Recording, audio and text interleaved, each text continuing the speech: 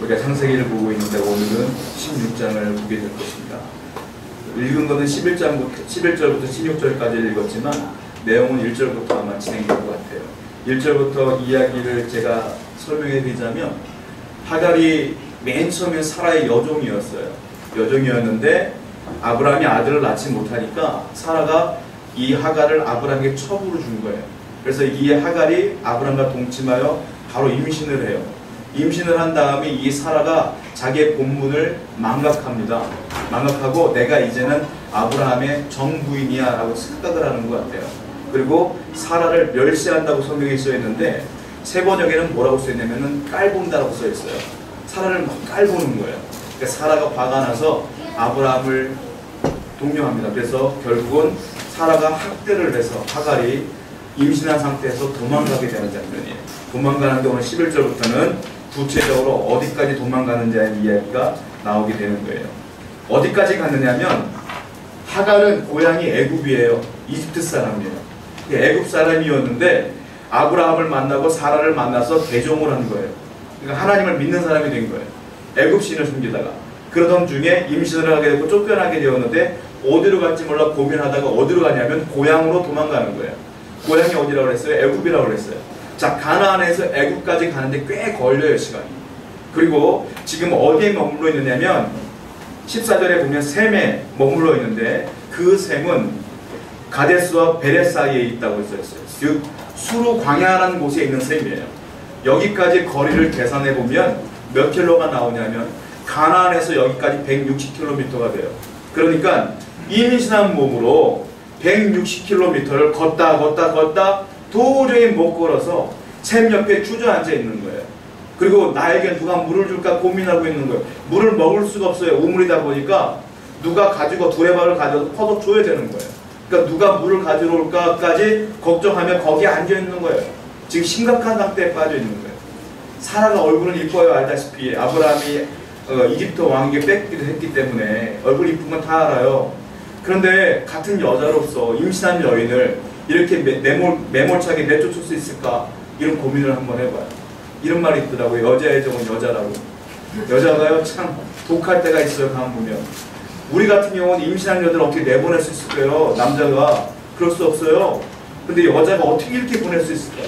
우리 교회 총각들이 많은데 얼굴 뽑아먹고 살 거 아니에요, 여러분. 사라 얼굴이 이뻤으나 이렇게 표독한 면이 있어요.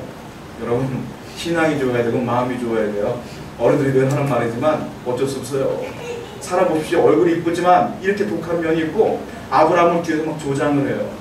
믿음의 조상 가운데 좋은 여인을 이야기할 때 사라는 이야기하지 않습니다. 사실 사라는 좋은 여인이 아니에요. 사실 얼굴이 이뻤지만.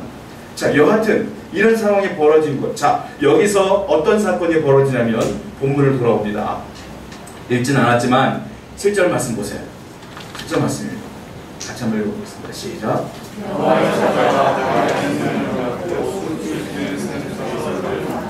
여기 중요한 단어가 있는데 여호와의 사자라는 단어가 나오는데요.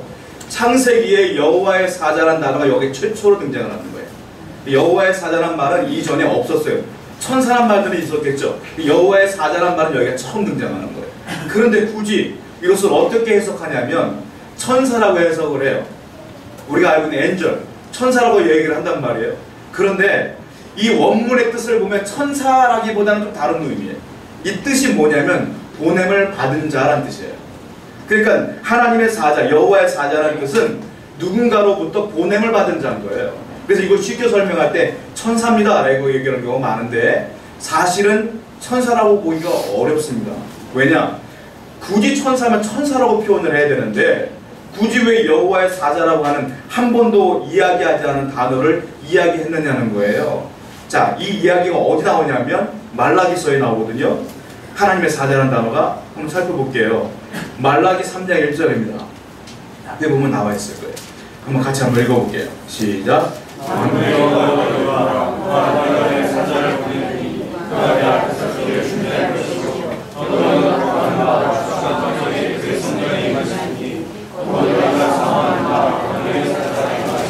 자, 여기 보시면 언약의 사자가 임하실 것입니다. 하나님의 사자, 언약의 사자, 사자란 말을 썼단 말이에요. 여기서 말하는 언약의 사자는 누구를 말하는 거냐면 이제 오실 예수님을 예언하고 있는 거예요. 그러니까 여호와의 사자, 언약의 사자는 누구를 말하는 거냐면 결국은 예수님을 의미하는 거란 말이에요. 창세기 아까 말씀드렸던 16장 7절에 나와 있는 그 여호와의 사자는 성육신 하기 이전에 예수님을 의미하는 거라는 거예요. 그러니까 우리가 가만 보면 구약 성경 보면 천사가 나타나서 마치 하나님처럼 얘기하는 천사들이 등장을 하지 않습니까? 저는 어린 시절에 그거 볼 때마다 아니 천사가 마치 하나님 같으네? 그렇게 착각을 했어요. 하나님하고 천사하고 더 동급이구나. 그런데 그렇지 않아요. 거기서 나오는 천사들은 여러분들 확실하게 알아야 될 것은 성육신 하기 전에 예수님이 나타나서 하시는 말씀드린 거예요. 그걸 천사라고 표현한 것 뿐이지 우리가 성육신 하기 전에 예수님 어디 계셨는가? 이미 계셨어요. 구약 성경에. 그 예수님이 등장하신 거라고 보시면 맞아요. 자, 구체적으로 생각해 볼게요. 과연 이 여호와의 사자가 왜 천사가 아닌가? 하갈의 고백에서 등장해요. 그것들이. 먼저 16장 10절 말씀 한번 볼게요. 본문 16장 10절입니다. 읽어보겠습니다. 시작. 여호와의 사자가 너에게 이르되 내가 내 씨를 크게 번성하여 그 수가 많아질 수 없게 한다. 아니 천사가 이렇게 말할 수 있습니까? 이거 하나님이 말씀하신 거잖아요. 야, 네 자손이 셀 수 없이 될 거야. 이거 하나님이 약속하신 거거든요. 천사가 나타나서 마치 본인이 하나님인 양 이렇게 얘기하고 있어요. 자, 다시 말씀드려요. 이건 천사가 아니에요. 즉 성부, 성자, 성령 삼위일체 되신 하나님께서 이제 예수님 성육신하기 전에 예수님의 모습으로 나타나신 거라는 거예요. 그리고 다시 한번 얘기하시는 거라는 거예요. 자, 두 번째로는 하갈이 이 하나님의 사자를 만난 뒤에 고백을 해요. 그 고백 가운데 어떤 고백이 있나 보자고요. 13절 말씀이에요. 16장 13절. 자, 읽어볼게요. 시작. 하갈이 자기에게 이르시니 여호와의 이름은 나를 살피시는 하나님이라 하였으니 이는 내가 어떻게 여기서 나를 살피시는 하나님을 배웠는가 하며 하갈이 말해요. 나 하나님 만났다고요. 천사가 아니라 하나님 만났다고 말하지 않습니까? 즉 하갈도 알고 있었던 거예요. 천사가 아닌 것을. 여러분 그렇습니다. 지금 하나님이 예수님의 성육신하기 전에 예수님의 모습으로 지금 이 가운데 하갈 가운데 나타나신 거예요. 언제요? 하갈이 임신한 상태에서 160km라는 거리를 힘들게 걸었을 때에 완전히 인생의 최저점을 찍었을 때에 더 이상 내려갈 곳이 없었을 때에 그때 하나님이 등장하셨어요. 우리 하나님은 어떤 분이냐? 내가 인생의 최저점을 찍을 때 반드시 나에게 등장하시며 나를 위로하시며 말씀하시고 힘을 주시는 분이라는 거예요. 지금 하갈은 드디어 희망이 없을 때, 소망이 없을 때 드디어 하나님 만납니다. 하나님 만났는데 우리 예수님께서 하시는 첫 번째 말씀이 있어요. 위로의 말씀이 아니에요. 질문을 하세요. 자, 16장 8절입니다. 16장 8절 읽겠습니다. 시작.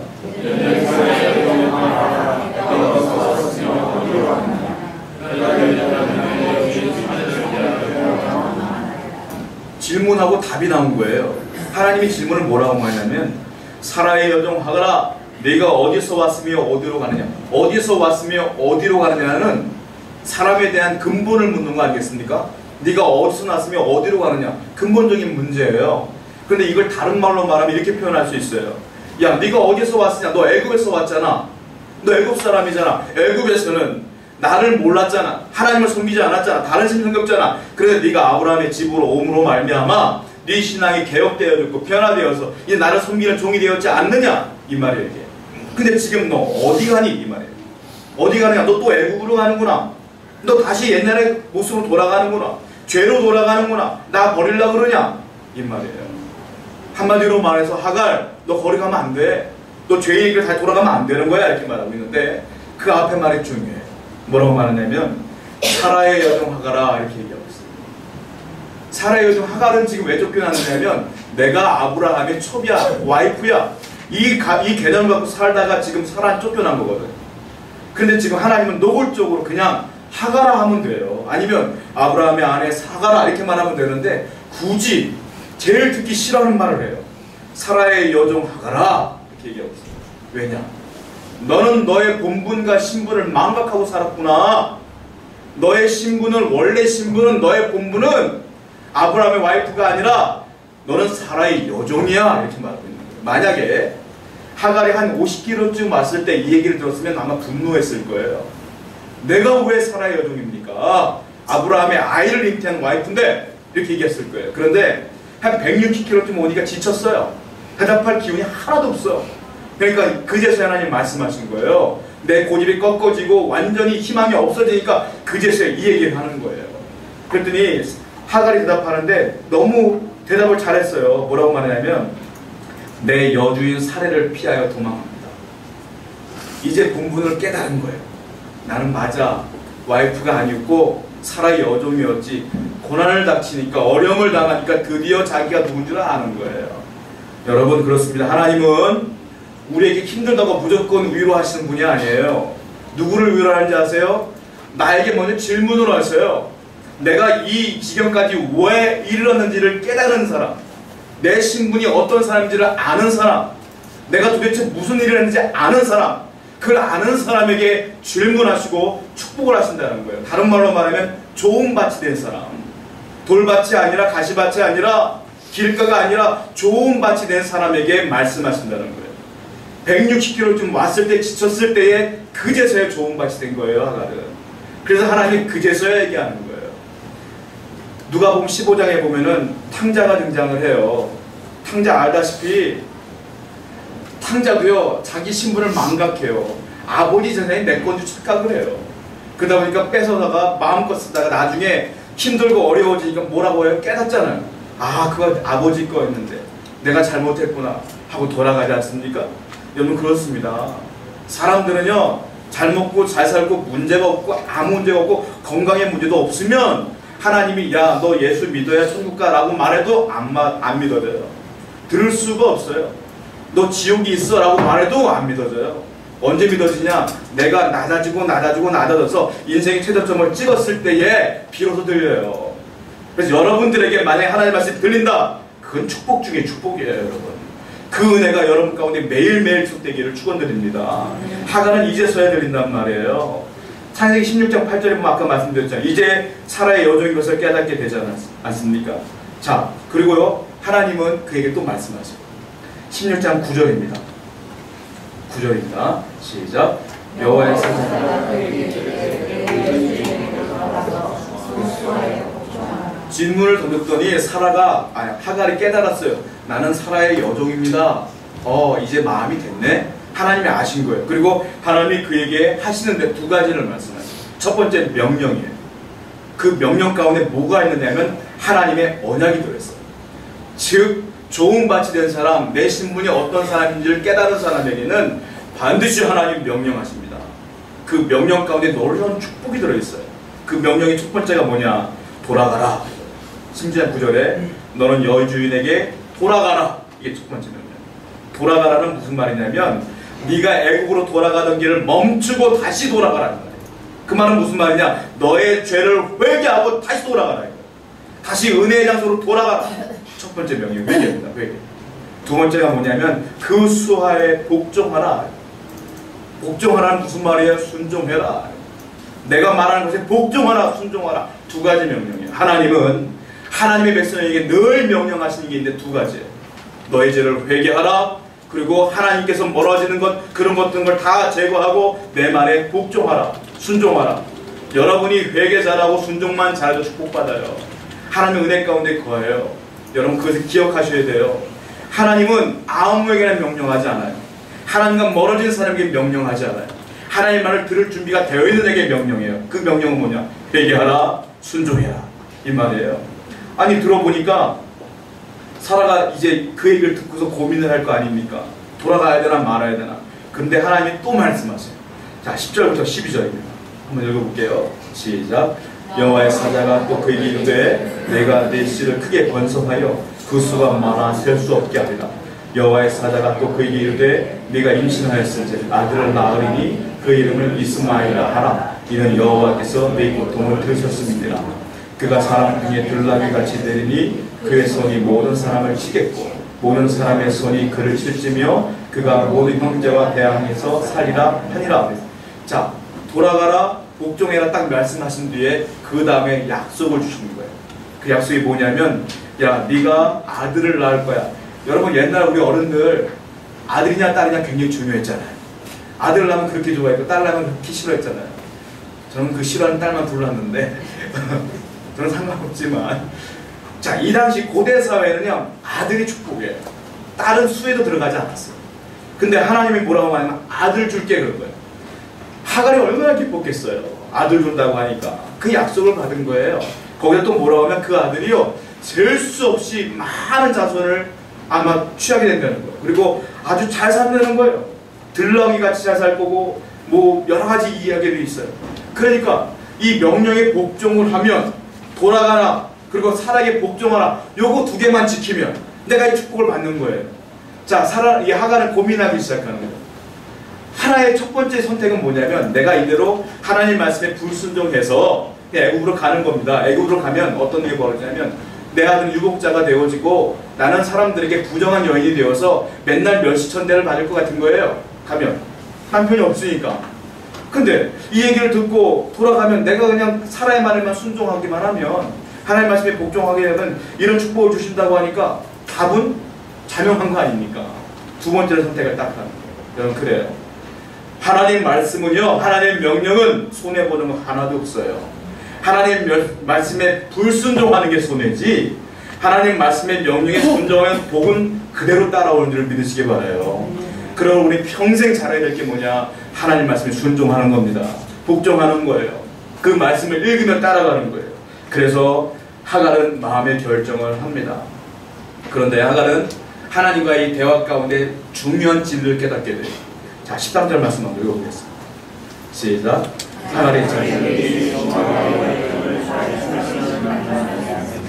내가 어떻게 여기서 나를 살피시는 하나님을 배웠는가. 그녀가 고백을 합니다. 아, 당신을 만나니 내가 당신을 깨닫게 되었습니다. 그 깨달은 게 뭐냐? 당신은 나를 살피시는 하나님이십니다. 다른 말로 말하면 오늘 설교 제목처럼 나를 감찰하시는 하나님이십니다. 세 번역을 보니까 나를 보시는 하나님이십니다. 즉 나를 보고 계셨군요. 나를 감찰하셨군요. 살펴주셨군요. 이걸 깨달았는데 이게 왜 위대한 고백이냐면 이 여인은 제가 계속 말씀드리지만 애굽 여인이에요. 이집트 사람이에요. 애굽에는 수많은 신이 있어요. 그 신 가운데 호루스라고 하는 신이 있어요. 이 여인은 호루스 신을 섬겼던 여인이에요. 애굽에. 왜냐? 이 고백이 나오는 걸 보니까 호루스 신이 뭐냐면 인간을 감찰한다는 신이에요. 그들에게 인간을 살피시는 신이 호루스예요. 그러니까 이 고백은 뭐냐면 아, 내가 섬겼던 호루스는 가짜였고 당신이야말로 진짜 나를 살피시는 하나님이셨네요. 이 고백인 거예요, 이게. 근데 내가 지금까지 섬겼던 신은 가짜입니다. 이제 내가 당신을 섬기겠습니다. 이 고백이 흘러나오는 거라는 거예요. 호루스 신은 제가 신약산 책에서 설명해 드린 것처럼 헤브라이즘은요, 인간을 하나님 중심으로 봐요. 죄인으로 봐요. 근데 헬레니즘은 신을 인간 중심으로 봐요. 그러니까 그 그리스 신화 같은 거 보면 뭐 신끼리 결혼하고 질투하고 싸우고 막 이런 게 나오잖아요. 여기도 마찬가지예요. 애굽 신도 마찬가지예요. 호루스는 그 여신, 애굽의 여신이 있어요. 이시스라고 하는 신이 있었고요. 남신이 있었는데 오시리스라는 신이 있었어요. 두 신이 결혼을 해요. 그 결혼한 안신이 누구냐? 호루스예요. 그런데 이 아버지가 오시리스가 자기 형제에게 죽임을 당해요. 세트라고는 악신에게 죽임을 당해요. 그래서 호루스가 아버지의 원수를 갚아요. 이 신화 얘기하는 거예요. 지금 성경 얘기 아닙니다. 이 호루스가 아버지의 원수를 갚다가 눈을 다쳐요. 눈을 실명해요. 그러니까 그 당시 또 마법신이 있었어. 토트라는 신이 있었어요. 토트를 찾아갔어요. 토트가 이 눈을 고쳐줘요. 눈을 고쳐다가 눈이 떴는데 눈이요, 색깔이 그냥 검은색이에요. 고침을 받았지만 눈은 검은색이에요. 그게 호루스의 눈이라는 거예요. 이 호루스의 눈이 뭐냐면 부적 같아요. 그들에게는 우리에게 복을 주는 눈, 우리를 감찰하는 눈, 그걸 감찰하는 신이었구나. 감찰하는 눈. 이단 가운데, 외국 이단 가운데 프리메이슨이라고 하는 집단이 있는데 그들 상징이 이게 호루스 눈이에요. 그리고 제가 이것 때문에 조사를 해보니까 우리나라 가수들이 뮤직비디오 찍을 때 뒷배경으로 이 눈을 많이 사용해요. 벽화 같은 데 보면 눈 하나 까만 거 있는 거 있죠, 이렇게. 그거예요, 그거. 그거 배경으로 하는 경우도 많고, 요즘 젊은 사람들, 예전에 우리가 문신하면 용 아닙니까? 용이 최고였잖아요. 근데 요즘은 젊은 사람들 용 안 해요. 호루스 문신 많이 해요. 사람들이 복을 준다는 부적같이 하고 되는 거예요. 저는 이 말씀 보다가 요즘 한국 젊은이들과 비교를 해보면서 깨달은 게 있어요. 뭐냐? 하갈이 훨씬 낫다, 이거 하갈이. 하갈은 깨달았잖아요. 그건 가짜고 하나님은 진짜더라. 요즘 젊은 사람들은 하나님 놔두고 그게 뭐라고 문신하고 그게 뭐라고 뮤직비디오에 뒷배경 깔고 저는 이해가 안 돼요. 여러분, 하갈이 지금 고백하는 나를 살피신 하나님이라는 건 이 위대한 고백이 이 안에 들어있는 거예요. 당신이야말로 진짜 하나님이시군요. 이 고백이 있다는 거예요. 자, 사람도 사람을 감찰할 수 있습니다. 아시죠? 내가 한 사람을 감찰할 때요, 사람 써가지고 24시간 쫓아다니면 감찰할 수 있어요. 뭐 하는지 다 알 수 있어요. 근데 하나님하고는 근본적으로 달라요. 성경을 보겠습니다. 창세기 15장 3절이에요. 창세기 15장 3절 한번 볼게요. 시작. 여호와의 눈은 없나요? 잠언 15장 3절이요. 죄송합니다. 시작. 여호와의 눈은 어디서든지 악인과 선인을 감찰하시느니라. 사람은요, 내가 누구를 감찰한다, 살펴본다 할 때 한 사람 이상은 살펴볼 수가 없어요. 어떻게 사람이 두 사람을 쫓아다닐 수 있겠어요? 한 사람만 쫓아다닐 수밖에 없잖아요. 하나님은 어디서든지 악인과 선의를 동시다발적으로 감찰할 수 있어요. 그분이 왜 하나님이에요? 그러니까 하나님은 저도 여러분도 순식간에 어디서든지 매일같이 살펴볼 수 있다는 거예요. 그것을 이분이 깨달은 거예요, 하갈이. 자, 두 번째 생각해 볼까요? 사람은 외형적으로는 살펴볼 수 있어요. 그런 말이 있잖아요. 10길 물속은 알아도 한 길 사람 속은 모른단 말이 있어요. 그 진리 같아요. 아무리 친해도 사람 속 몰라요, 여러분. 우리는 그 사람의 외형은 어떻게 생겼는지 알지만. 그래서 성경을 볼게요. 다윗이 아들 솔로몬에게 말한 장면이거든요. 역대상 28장 9절입니다. 한번 읽어볼게요. 시작.